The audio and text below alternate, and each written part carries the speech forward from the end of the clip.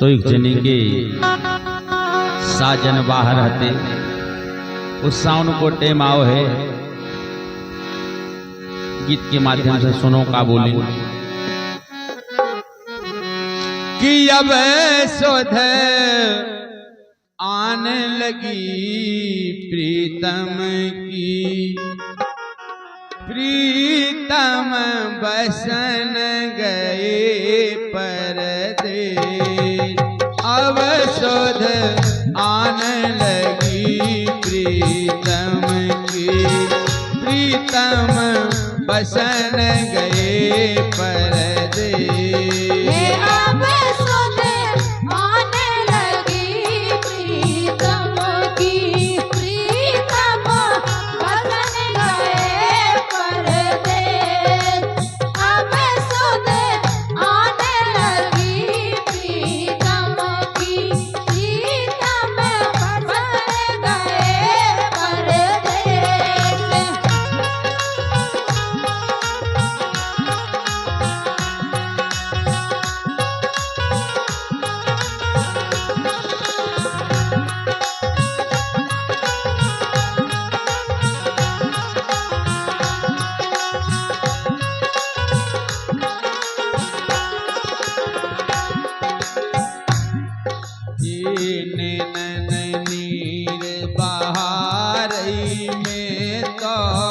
घर में होत गले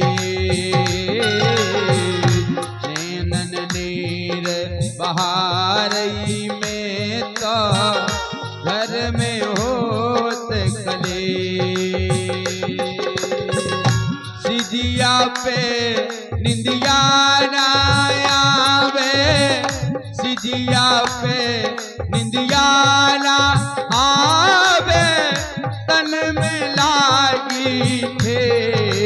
अब सुध आने लगी प्रीतम की, प्रीतम बसन गए परदेस।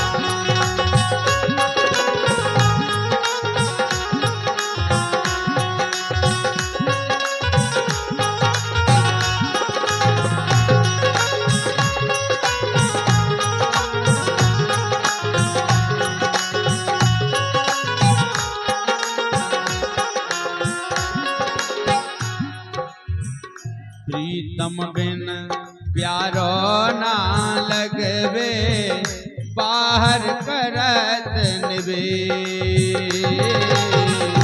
प्रीतम बिन प्यारो ना लगवे, बाहर करत निवेश। तन बदन सब सूने सूने, तन बदन सब सूने सूने सूने मुर्खे। अब सुध आने लगी प्रीतम की, प्रीतम बसन गए परदेस।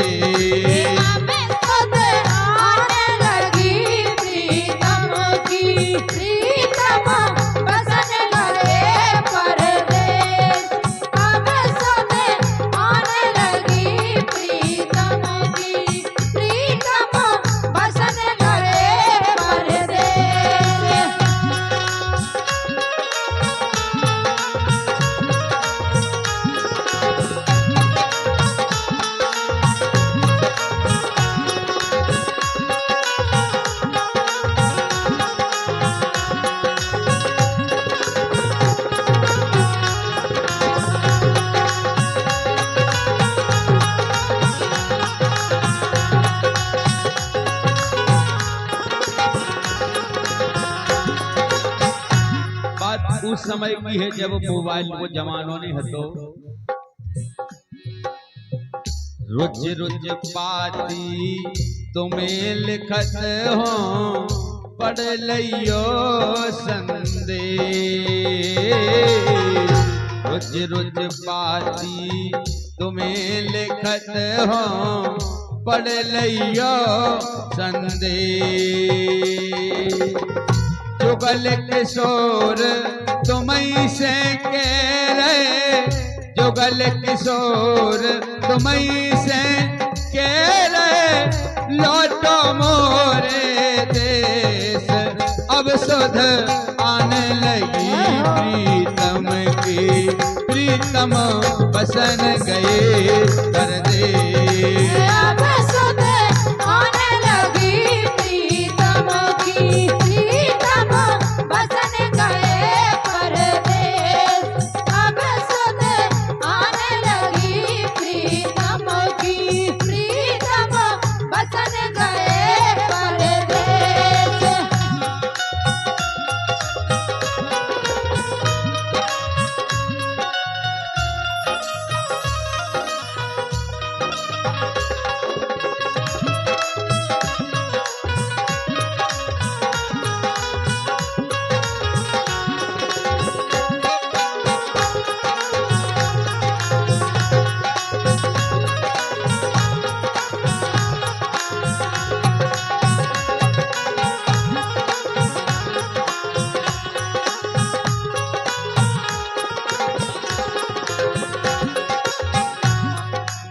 अब सुध आने लगी प्रीतम की, प्रीतम बसन गए परदेश।